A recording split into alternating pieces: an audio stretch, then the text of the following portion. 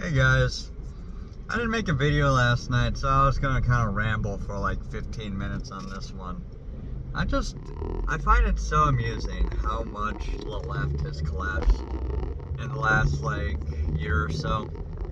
So if you guys aren't aware, there's this character named Destiny. Now, Destiny was a very popular left-wing streamer, and he eventually became good friends with Hassan Piker. And his story is just absolutely bizarre. He was in an open relationship with his wife slash girlfriend, eventual wife. And when they said open relationship, it was basically that his girlfriend could do whatever she wanted. And he wasn't really attracted enough to get anybody else, especially since he was streaming all day. I can still remember vividly what happened when he was watching his wife dance with another man on stream, and you can literally just see the soul leave the guy's eyes.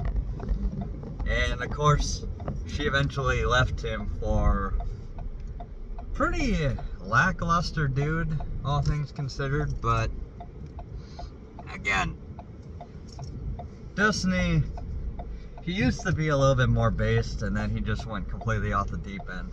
I don't make fun of a guy and his relationship problems, but they made it so public the way that worked out.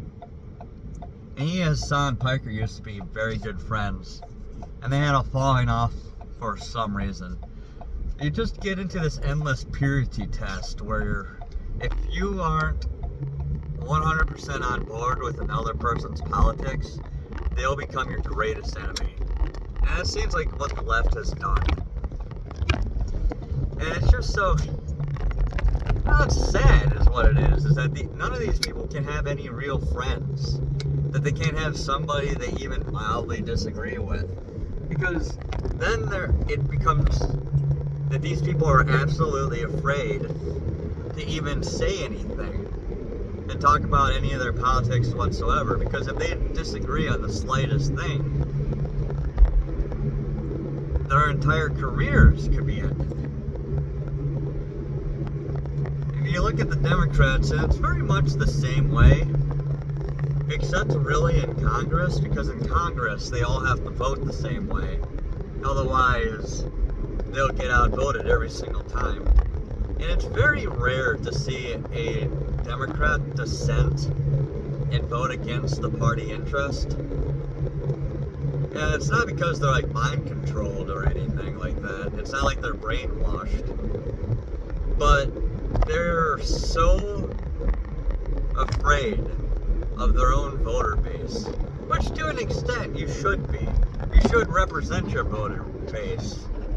But they're just so terrified of people that have been in the party longer, or they're so scared of the mob coming after them, that they'll, for very serious votes that they think people are paying a lot of attention to, they will absolutely wreck you.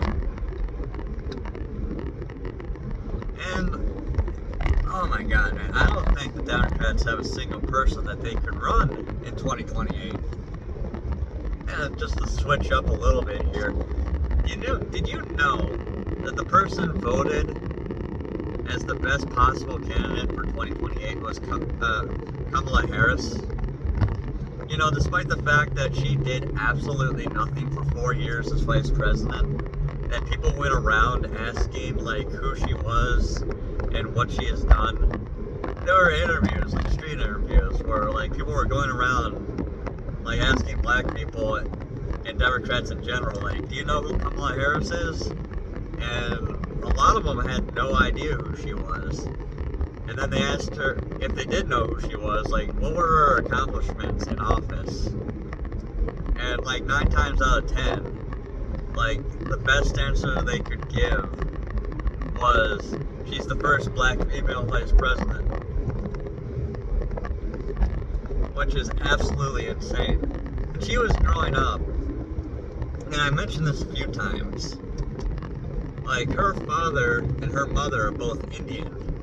Now, her father's from the Caribbean, but that doesn't really mean anything. according to him, the only like black person they might have in their family is like 2 or 3 generations down. And then, while I made fun of Candace Owens, she did do some pretty good research and found that the person that they were talking about may not even be related to Kamala Harris. Like the person they called grandma may have been like some kind of family servant, and it never got answered to anyone's satisfaction. They never like proved her like racial history. But you'd think it would be like for the Republicans. The Republicans don't care. The problem is you're lying about your race and who you are just so you can get more votes from like minorities, which didn't work, obviously. But if that's what you're doing, if you lie about your race or what percentage of you is of a certain race, then how can you trust somebody to be genuine whatsoever? And my God, she absolutely bombed so many easy interviews. Like, it's very clear that she got through to her position not on her own merit. And I wouldn't even say she's dumb or anything. I'm not sure about that. It just seems like the Democrats are so their audience captured to the point where they just don't. They have to say whatever the base wants them to say. Like, they can't be their own person. They cannot have their own like opinions on anything. They can only ever do what the mainstream wants them to do.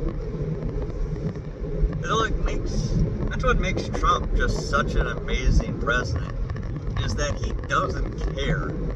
Like, he will do what he thinks is necessary, given the proper advice, of course. Like, he actually listens to people. But even if it makes him unpopular, he knows that certain things need to be done.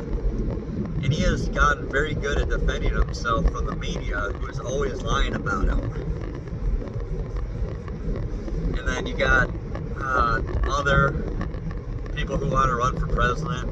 My stupid governor, Gretchen Whitmer, is trying to run. And if you're not aware, there's like this whole plot to take her out, which was 100% planned by the FBI. And like, the people that they got to pretend they got to like look for her were not intending to do anything wrong until the FBI convinced them to do something wrong. Like, it was a whole song and dance show. And one of the guys who got like, it was basically like a sting operation. One of the guys that was hit by the sting operation came out as like, I'm not Republican, I'm not Democrat. Like, the guy like was basically like an anarchist, kind of, but not really.